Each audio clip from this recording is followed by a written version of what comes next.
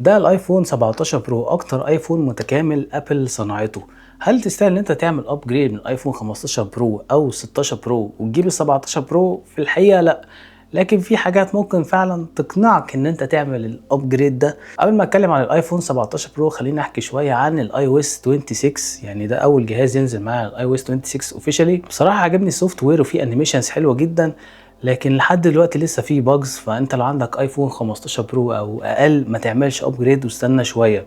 يعني هو تحس كده ان انت دخلت لعبه كاندي كراش جيلي فيكس وكل الكلام ده. يعني في حاجات مش منطقيه شويه، يعني زي مثلا لما بتدوس على حاجه بتنور زي الفلاش كده.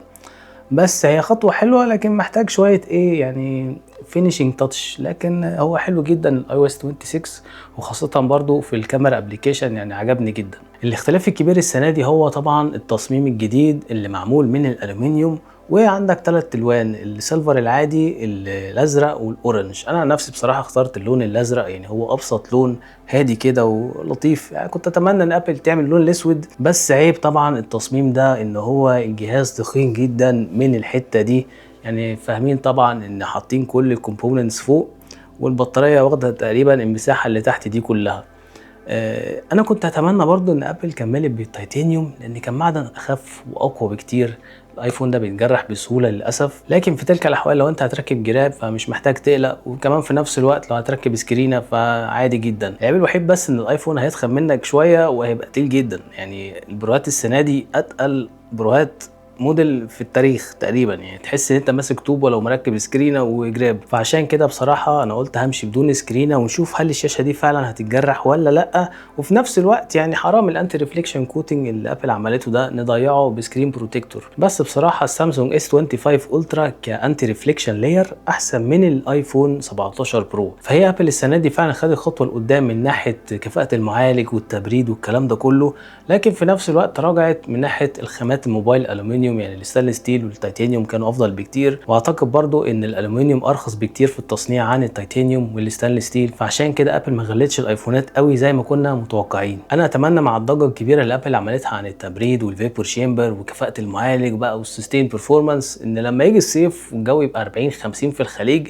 ان التليفون ده ما يفصلش وفعلا يبقى كفاءته عاليه. فهنشوف ده بقى ايه الصيف الجاي ان شاء الله. من الحاجات الغريبه اللي ابل غيرتها السنه دي هو موقع السبيكر والميكروفون اتعكس. فانت لو متعود تمسك الموبايل بطريقه معينه وبتسجل مثلا فويس نوتس، هتحس ان في صوت خربشه في الفويس نوتس يعني. فدي محتاجه تعود بسيط. حاجه تانية بسيطه ان الفلاش بقى في الناحيه الشمال، بقى بعيد جدا عن الكاميرا. فانت لما بتصور بالفلاش اوبجكت قريب منك بيبقى في ضلة اكبر في الخلفيه. ففي ناس عملت ضجه عن الموضوع ده، انا مش شايف ان هو موضوع كبير. بالنسبه للبطاريه السنه دي في الايفون 17 برو فبصراحه ما فيش كلام. يعني السكرين تايم هيقضيك 8 ساعات مرتاح، يوم كامل من غير ما تشحن ولا تفكر حتى ان البطاريه تخلص منك. فهو الجهاز ساخن شويه لكن في نفس الوقت البطاريه جميله جدا. عيب وحيد بس لاحظته ان مع اليو اس بي سي، يعني كنت بفكر اوصل الاوسمو بوكيت 3 للايفون، يقول لي اوسمو بوكيت 3 يوسز تو ماتش باور. طب ليه؟ يعني مش فاهم. طب انا اليو اس بي سي ده عايز استخدمه، فهل ده عيب من الكاميرا ولا هل ده عيب من الايفون او الاي او اس 26؟ انا مش عارف. فلو حد يعرف يا جماعه يا ريت يكتب في التعليقات. بالنسبه للكاميرات فهو مفيش فرق كبير عن الايفون 15 برو لو هنتكلم عن المين سنسور اللي هو ال1 اكس. فهو نفس السنسور بقاله دلوقتي 3 سنين من الايفون 15 برو، 16 برو، وكمان ال 17 برو.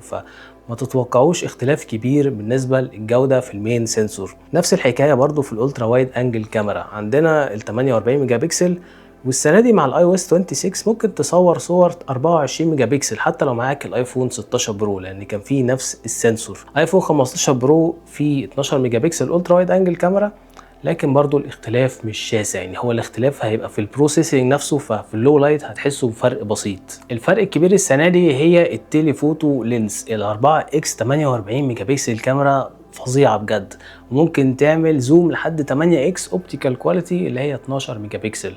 فدلوقتي عندنا 3 كاميرات 48 ميجا بكسل، تصور صور محترمه بالليل والصبح.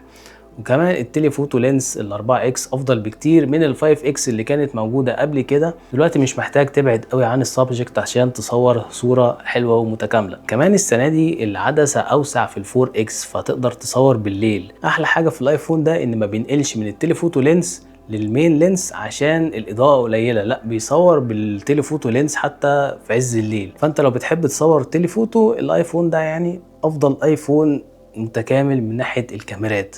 في حاجات ناقصه يعني بسيطه جدا، زي مثلا ال 4K 120 سلو موشن مش موجود في الالترا وايد انجل لينس اللي هي العدسه الواسعه جدا، ولا موجود في ال 4 اكس.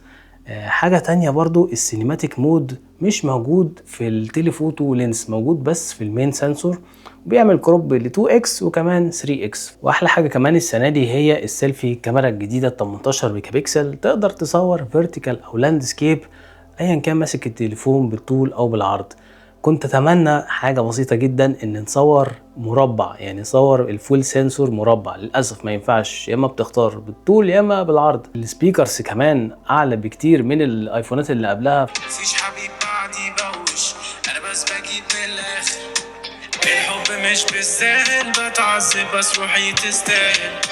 مفيش حبيب بعدي بوش، انا بس بجيب من توحشني، الف وارجع لك، واللي بينا مش بالسهل، بتعذب بس روحي تستاهل. وافتكرت عندنا برضو نفس المشكلة اللي موجودة لما بتصور بكاميرا الايفون بالليل، الريفليكشن اللي بيظهر من الضوء القوي اللي حواليك ده لسه موجودة ملهاش حل. فانا مش عارف المشكلة دي بقالها من ساعة الايفون 11 برو انا فاكر، وما اتحلتش لحد دلوقتي، يعني عدى 6 سنين. بس هل تستاهل ان انت تعمل ابجريد لو انت معاك الايفون 15 برو او 16 برو؟ لو بالنسبة لك الباتري لايف مهم جدا، او لو عايز تصور برو ريس رو، او كمان لو عايز تصور بالتليفوتو ال 4 اكس اللي بتديك 8 اكس جودة عالية جدا. لكن لو معاك الايفون 13 برو او 14 برو فدي هتبقى ابجريد محترمة جدا بصراحة. الايفون 17 برو يعني فعلا هو اكتر جهاز متكامل ابل عملته لحد النهاردة، ويستاهل فعلا الهايب دي. ما عدا حاجة واحدة بس، الالومنيوم يعني هتحط جراب كده كده يعني عادي. بس يا شباب اشوفكم الفيديو الجاي. صوتي بقى